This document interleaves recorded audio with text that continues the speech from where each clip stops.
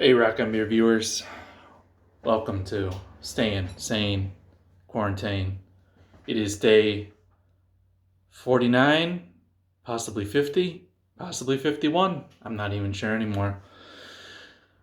Of the quarantine. And as you can see, I'm just reverting back to, I've gone from IT office guy.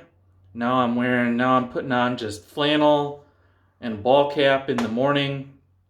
This is my business attire. I'm rocking this. Look at this. You guys, some guys complaining about not getting a haircut. Look at this. Look at this crazy mop. Yeah, look at that. Nobody can floss with that. That's why I gotta wear the ball cap now. All right. So now that I'm kind of reverting back to this type, my tastes are reverting back too. So I got a real flannel shirt and ball cap with a fish on it beer today. Check it out. Oh, what do you think it is? Oh, it's not what you think it is. It's Extra Natural from Gamma Brewing. And it is a Pilsner, 4.5%. I do believe that it is their take on the very famous red and white can. I saw somebody drinking this on the gram yesterday and talking about how it was like their favorite Pilsner that they'd ever had. So we'll see about that. We'll see if it can beat the real. I even got look at that. I even got proper glassware.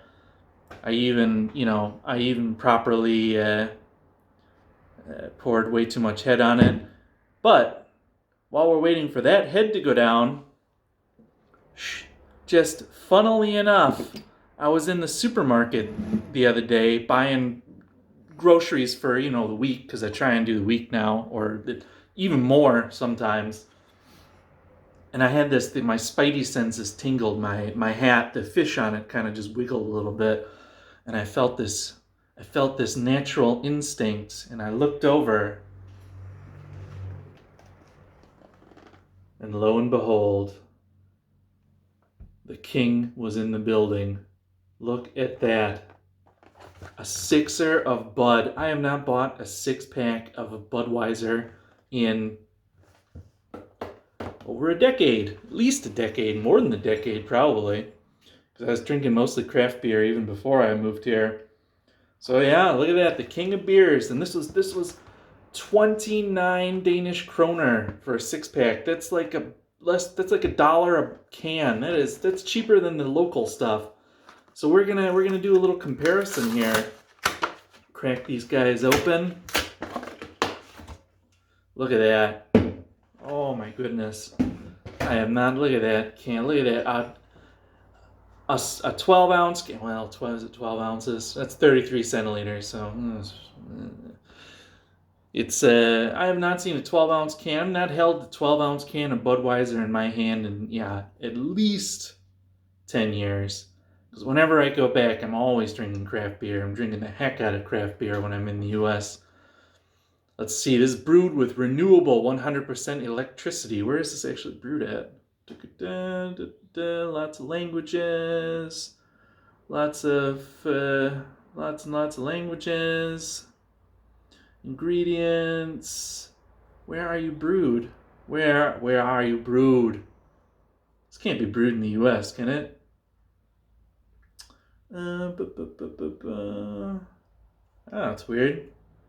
Can't actually find where it's brewed at. Maybe it's on the box. Wow! Distributed AB InBev Denmark. This can't be brewed here though, can it? Water, malted barley, rice, hops. Huh. Alright, I don't know. How did they not put that on here? Where it was brewed? Weird. I don't know where it was brewed. Who knows? I know that it's gonna go in this glass, which, it's just for comparison to the other beer. Really. I mean, obviously, I'm not even gonna put it all in the glass. I'm gonna drink it out of the can for the most part. I just thought that that was super cool that I happened to have this sitting in the fridge. This happened to be just, there's a whole stack of them too. I mean, there's a giant display of Budweiser at the grocery store out in my little village. So, all right, check it out. I think we already see a bit of a difference there, a little bit of a clarity difference. I think that this is also made with the same barley. It's made with oats and wheat. So, yeah, not made with rice. See, that's probably going to give us a big difference. All right, let's start with the craft example. Also, the Budweiser is 5%. Is that what Budweiser usually is? Or is it 4.8? I can't remember. Or 5.2. And this guy is 4.5, so this one's also a little bit lower alcohol. It's got a super familiar smell. Oh, speaking of familiar smells, holy crap. All right. This one definitely smells like a craft lager. You can actually smell the Pilsner malt in it, and it's got, some kind of German hop. You can definitely smell the hop in it. I mean, it smells like a Pilsner, but it smells like a Pilsner, right? And when you get your nose in the King here, it smells like a macro Pilsner. I mean, it smells that it's got that little bit of metal in it for whatever reason. Everything from one of these giant breweries always has a little tinge of metal. I don't know why that is. A lot less hoppy. It's just got that macro brew tang. Let's take a drink. I want this one. I want this. Just from smell alone, I want this more. Oh, that is delightful. Oh, that's very delightful. Huh.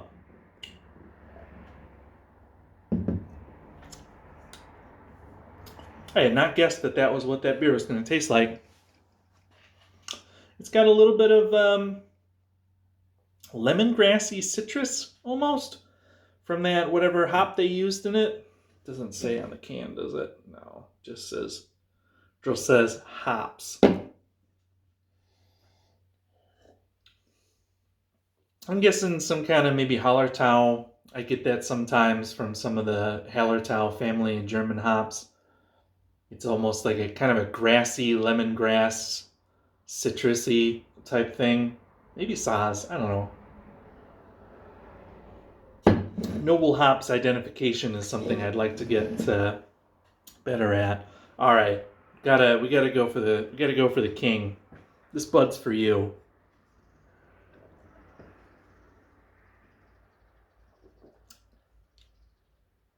Oh, yep, tastes like Budweiser. Holy shit, is that what Budweiser tastes like nowadays? Whew. That's tough. That's real tough. As I said, I've not had a Budweiser in a really long time, and of course, I mean back when I was drinking stuff like this, I was drinking Bud Light. Sorry, because I had to drink like 900 of them, so they might as well be Bud Light. That's back in the college days, you know what I'm saying? It's back in I was still drinking craft beer even in college, but let's say before college, Bud Light was on the menu. I'm not going to incriminate myself. I was legal in Denmark, let's say that. In Canada, mostly. Which is where I did a lot of my drinking. So it wasn't actually Bud Light, it was Labatt Blue, or Canadian Molson. Man, this has just a shit flavor. I'm sorry to have to curse on these. It's not Sane. This isn't going to keep you sane. I'm going to drink it out of the can. We'll see. It's better out of the can. Wonder why that is. Actually, it tastes a bit bitter. This has like that syrupy kind of butterscotchy type flavor. Um, it's like that malty, like macro aftertaste of, you know. I think it comes from. I think it comes from the rice. I guess is probably something with the rice or with the way that they brew it in such huge quantities under pressure and craziness, all the crazy stuff that they do to get it to taste the same every time.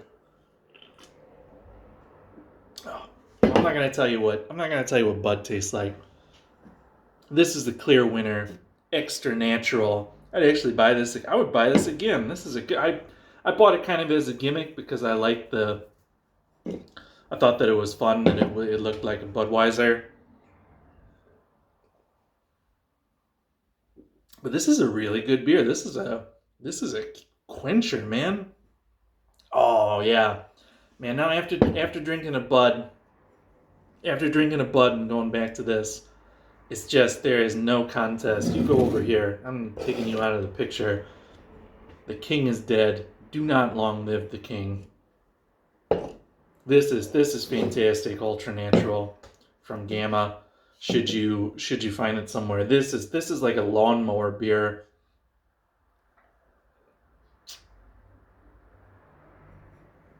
Man, I wish something like this could cost the same as.